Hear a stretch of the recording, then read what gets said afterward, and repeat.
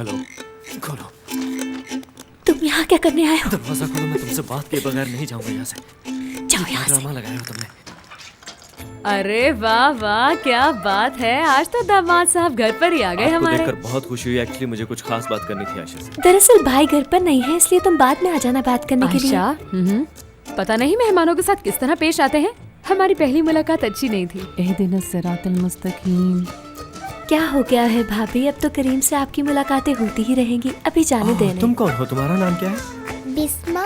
अरे वाह बिस्मा, तुमसे मिलके बहुत अच्छा लगा। मैं करीम हूँ। बाहर क्या कर रही हो? चलो अंदर जाके खेलो। बाहर क्यों खड़े हैं? चले अंदर आ जाएं, आराम से बैठकर बातें करें। आपका बहुत शुक्रिया भाई।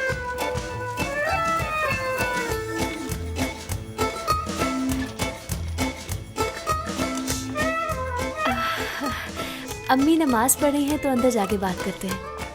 अल्लाह कबूल करे।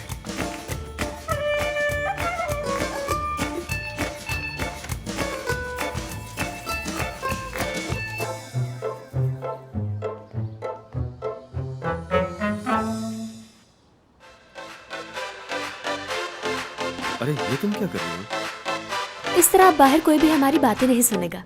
कितनी चालाक लड़की है, अंदर जाते ही म्यूजिक ऑन कर लिया। हाय, अब मैं इनकी बातें किस तरह सुनूंगी?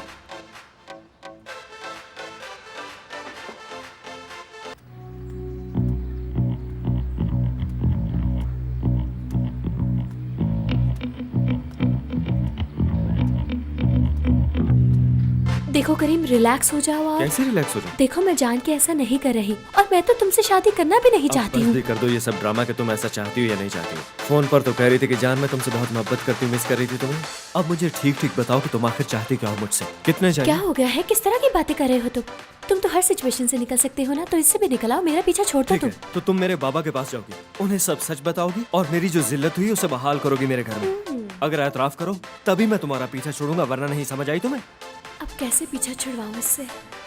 देखो मैं सच नहीं बता सकती किसी को। हाँ, इल्जाम लगाना मुमकिन है और सच बोलना नामुमकिन। देखो सब कुछ ठीक हो जाएगा। हम सिर्फ 2 साल के लिए शादी करेंगे और इन 2 सालों में तुम्हें मुझे बर्दाश्त करना होगा। वैसे बर्दाश्त करने का तो सवाल ही पैदा नहीं होता, क्योंकि मैं 2 सालों में पढ़ने के लिए बाहर चली जाऊंगी और वापस आकर अपने पैरों पे खड़ी हो जाऊंगी। इस तरह मेरे भाई मुझ पर दबाव नहीं डाल सकेंगे। फुरकान वाकई ठीक कह रहा था। तुम्हारी सोच तो शैतान से भी कहीं बुरी है। अपना प्लान देखो जरा। तुम्हारे सारे प्लान में मुझे बचाने का कोई जिक्र ही नहीं। मेरी क्या गलती है भला? हाँ, मैंने क्या कसूर किया है? हाँ वैसे ये कह तो ठीक रहा है, इस सारे प्लान में इस बेचारे का तो कहीं जिक्र ही नहीं। लेकिन मैं इसकी बात क्यों सुन रही हूँ? तुमने आज तक कितनी लड़कियों के दिल तोड़े हैं, उनके जज्बात के साथ खेला। कभी सोचा है इस बारे में? तुम्हें तो याद भी नहीं होगा कि तुम्हारी जिंदगी में कितनी लड़कियां आई और कितनी लड़कियों की जिंदगी तुमने बर्बाद की। शायद तुम्हें उसी की सजा मिल रही है अब। तुम पागल हो क्या? मेरी और तुम्हारी शादी कभी नहीं होगी। मैं मर तो सकता हूँ लेकिन ऐसा नहीं होने दूंगा। जाओ अपने लिए कोई और शौहर ढूंढ लो। ये शादी हर हाल में होके रहेगी।